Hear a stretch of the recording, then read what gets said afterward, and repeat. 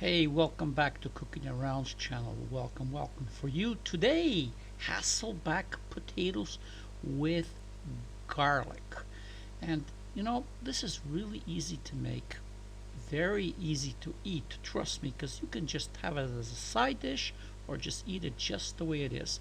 And the only problem you're going to have with this, if you serve this at a party, you have to make a lot.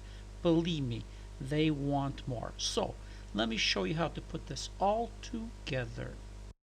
Now we're going to make the pesto, but if you don't want it, you can buy it pre-made. But here we go. I want you to get about 50 grams of fresh basil.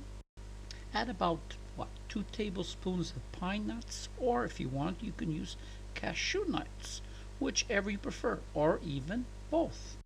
Now let's add about half a teaspoon of kosher salt and 2 cloves of garlic. If you want to be brave, add 3. Now let's add 1/3 cup of olive oil. Basically, use your favorite olive oil.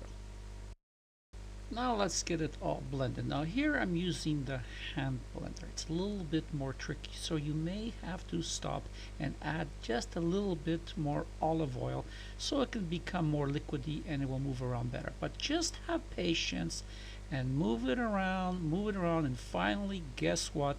This is what you're going to get. And now put it in the refrigerator, and guess what? You made your own pesto. Mama would be proud. Now here I'm using about, I say, 2.5 pounds of potatoes. Now get 2 wooden spoons and put them on the bottom of a cutting board like this.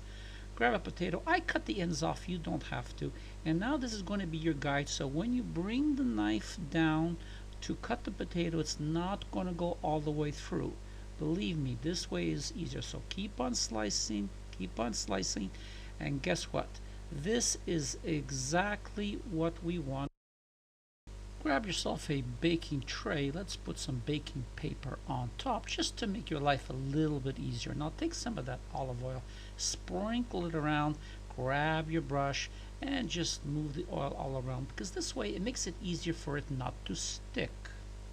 Now just lay your potatoes with the cut part facing up and try to make sure that they're spread evenly and they are not touching each other.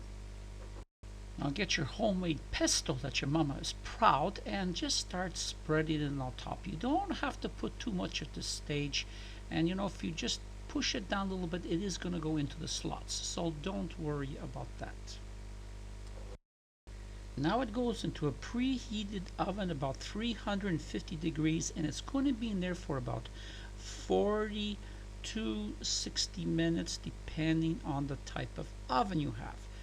But just 15 minutes before you are finished, you're going to remove them so we can add more pesto to it. Okay, it's been about 40 minutes, and see how they're looking. They look great, but guess what? They're still not done. Now grab some of the pesto and start putting a little bit more on top and pushing down a little bit into the slots, just like this. And of course, while I do this, I have to tease you. I have to do a close-up. Now, look at this. Just look at this pesto with the garlic, the pine nuts. It's just out of this world. And you can even add some melted butter if you want at this point. That really depends on you. Now, let's put it back in the oven to finish off the cooking process, which I assume is going to be now 15 minutes. Okay, it's been another 15 minutes. Now what I want you to do is take a fork and stab into the potatoes into the middle and see that they are done. If not, back into the oven for a few minutes. Now, just take a look at this. It's absolutely awesome. Very simple to make. So thank you for watching this video. And once again, I have to say goodbye from Tony and Cooking Around.